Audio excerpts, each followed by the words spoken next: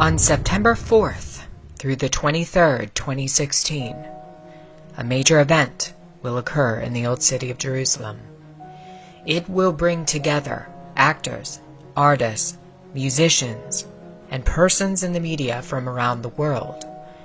What on earth are they planning to do in Jerusalem?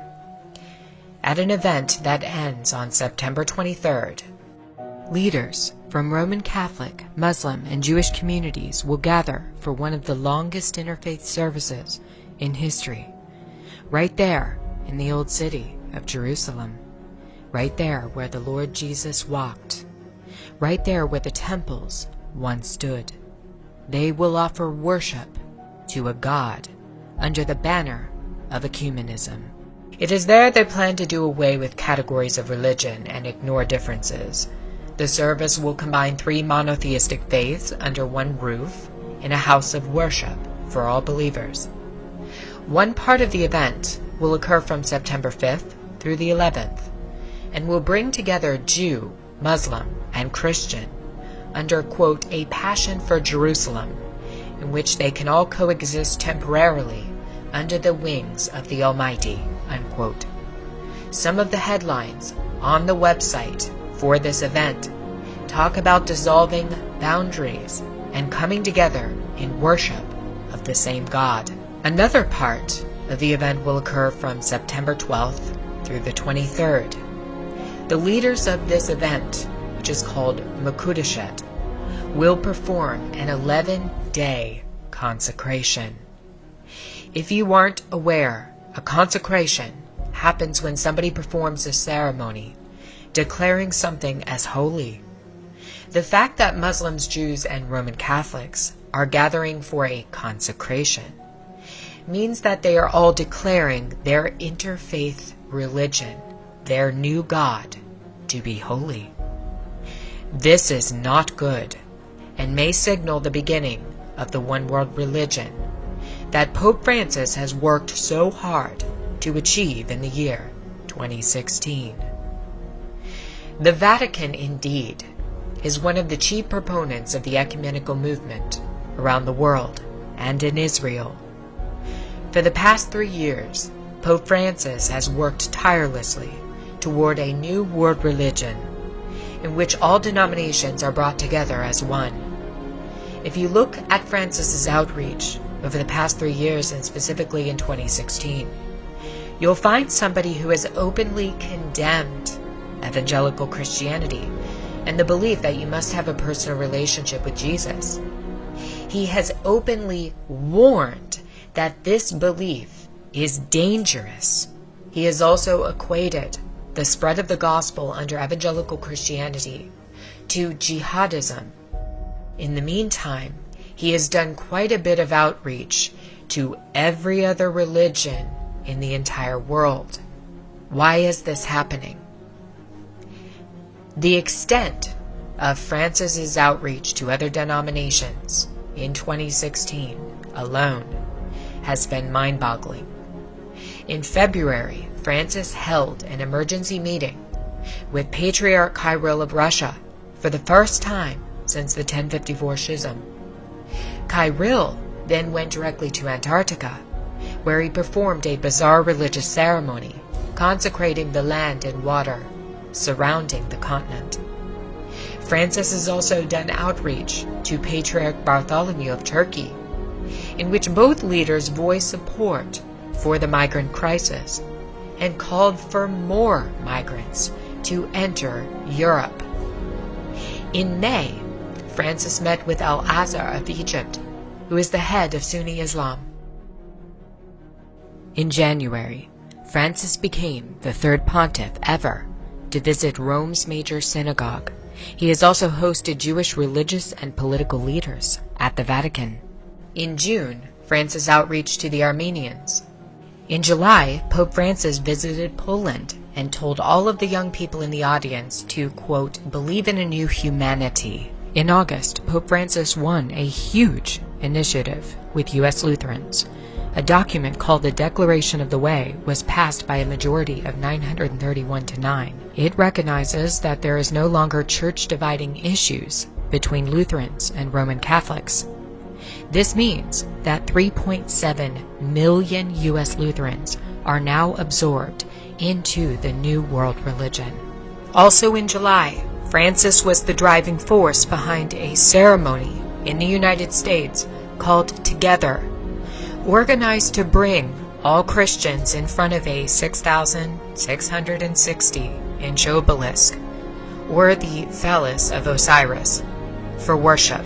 One of the major symbols we saw at Together 2016 was the Ouroboros, which is the serpent eating its own tail. The earliest legend of the Ouroboros has to do with the coming of Osiris, the god of the underworld. The Ouroboros is a highly occult symbol signifying the end of an eon, or the end of time. In occultism, the end of one eon usually results in a reset, brought about by some cataclysmic event. When used together, the obelisk and the Ouroboros show us the coming of Osiris to inhabit his temple at the beginning of the next eon, which is the start of the Golden Age. The fact that this symbol was put on display throughout Francis's Together 2016 event is very demonic. What is Francis doing, and why is he doing it?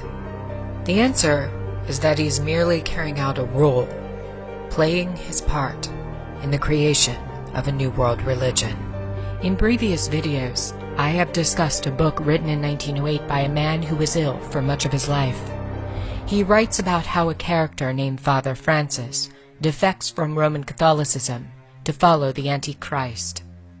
In this book, Father Francis would become the leading proponent of the New World Religion and worship of the Antichrist.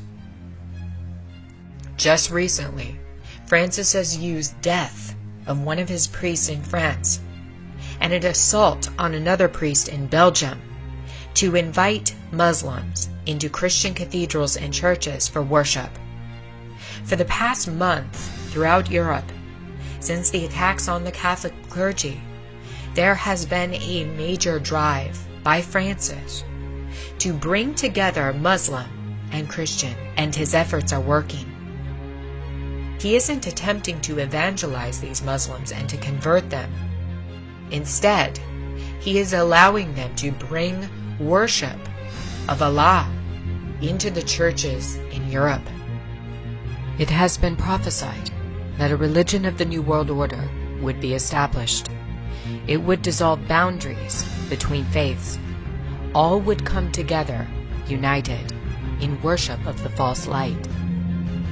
There are Luciferians in history who predicted that Christianity and all religions would eventually collapse, making way for the religion of pure Luciferianism.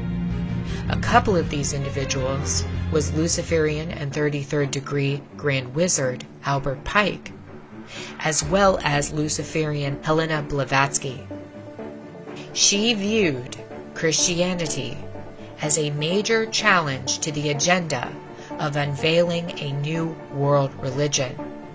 Christianity, in her opinion, would have to be done away with in order to unveil the new religion.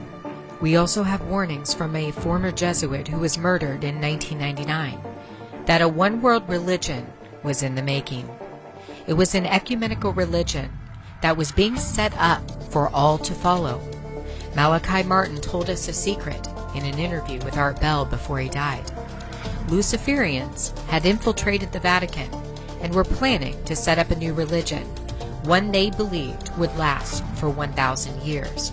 Amongst Luciferian organizations, there is a prophecy that they can invade the citadel, and that's their name for the Vatican. They will have power for 1,000 years. How close are they? Very close. You might remember when Francis came to America last September, we saw a major push toward the full ecumenical agenda. Francis's itinerary started on September 23rd, 2015, one day after he landed in the United States. He had set his sight on finalizing what his predecessor, Pope John the 23rd, had set into motion on September 23, 1959.